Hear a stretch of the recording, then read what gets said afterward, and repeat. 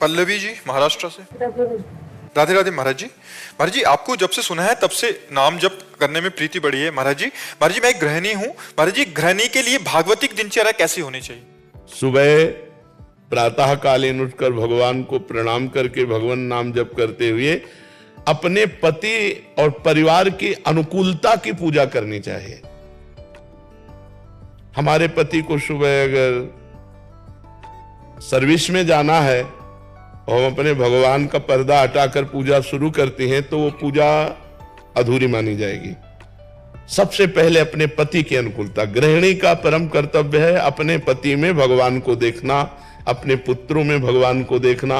पुत्रों को स्कूल जाना है, पति को सर्विस जाना है, तो सबसे पहले हमारी पूजा की तैयारी होनी चाहिए। अपने पतिदेव को संतुष्ट करके खिला पिला के उनका टिफिन तैयार करके उनको भेजा, पुत्रों को स्कूल भेजा, फिर अपनी दिनचर्या। लेकिन ये दिनचर्या करते हुए हम नाम जप कर सकते हैं। हम रसोई बना रहे, राधा राधा राधा राधा, हम सोहनी लगा रहे, राधा राधा राधा, पात्र मार्जन कर रहे, राधा राधा राधा। तो गृहिणी की सर्वोत्तम पूजा है अपने परिवार की अनुकूल परिस्थिति उपस्थित करते हुए कहीं किसी भी तरह का झगड़ा, कोई परेशानी, किसी भी तरह की असंतुष्टता ना आते हुए नाम जप करते हुए करे। और जब वो चले गए तो अपने ठाकुर जी को उठाया, ठाकुर जी के श्रृंगार किया, ठाकुर जी की सेवा की, इस भाव से चले। अब वो ये ध्यान रखे कि भगवान सब में है, केवल मूर्ति में ही नहीं है।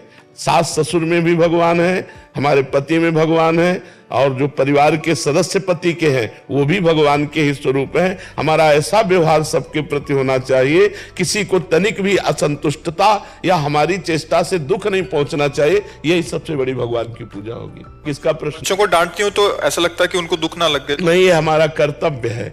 जैसे एक शिष्य अपने गुरु के अधीन जो है, तो गुरु का कर्तव्य है कि शिष्य के दोषों को देखकर उसका दंड विधान करते हुए उसे निर्दोष करे।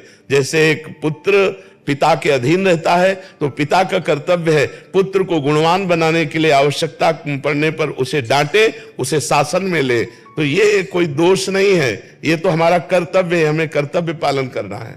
जी। आदर्श श्रीवास्तव जी मुंबई से। राधे राधे। राधे राधे महाराज जी। महाराज जी, इनका भी सेम प्रश्न है। कह रहे कि जब ऑफिस में किसी कर्मचारी को दंड देता हूं तो मन जलता है कि जब भगवान सबको क्षमा कर देते तो मुझे भी क्षमा कर देना चाहिए, तुम क्यों दंड? भगवान सबको क्षमा नहीं करते, नहीं तो ये सब किसी को कर्म भोग भोगना ही ना पड़े। सब मंदिर जाते हैं, सब हाथ जोड़ते हैं, सब जय जय मनाते हैं, नहीं क्षमा करते हैं। क्षमा तब करते हैं जब कोई आर्त भाव से कि अब लो नसानी अब ना नसो आज तक किया, हे परमात्मा आज के बाद कदापि नहीं करूंगा और निरंतर नाम जप करूंगा, सही चलूंगा। तो भगवान कुछ दिन देखते हैं और फिर उसको क्षमा कर देते हैं। अगर ऐसे कोई गलती नहीं करना चाहता, गलती करने का स्वभाव नहीं है, लेकिन स्वाभाविक संयोग के साथ गलती पड़ गई और हम अधिकारी पद पर हैं और हम देखते हैं कि इसका गलत स्वभाव नहीं है, गलत करना भी नहीं चाहता, संयोग के साथ गलत हो गया, तो छोटा मोटा दंड देकर उसे क्षमा कर देते हैं। या हम आगे उससे गलती ना हो ऐसी बात कह के उसे क्षमा कर देते हैं। लेकिन जिनका स्वभाव ही है अपराध करना, गलतियां करना, उनको क्षमा नहीं करना चाहिए। उनका सुधार ही दंड के द्वारा होता है, वो क्षमा के द्वारा ठीक नहीं। क्षमा के द्वारा उनकी आपराधिक प्रवृत्तियां और बढ़ती हैं, उनको दंड के द्वारा पवित्र करके शासन में लेना चाहिए। तो ये भगवान ने इतना तो ज्ञान दिया ही है कि सामने वाला व्यक्ति आपराधिक प्रवृत्ति वाला है या संयोगवशात अपराध बन गया है। कभी कभी ऐसा होता है कि आपराधिक प्रवृत्ति ना होने पर संयोगवशात अपराध बन जाता है। तो संयोगवशात प्रवृत्ति जो नहीं है उसको हमें क्षमा करना चाहिए, लेकिन आपराधिक प्रवृत्ति वाले को क्षमा नहीं करना चाहिए। उसे दंड देना ही भगवान की पूजा है। भगवान ने दंड विधान बनाया क्यों है?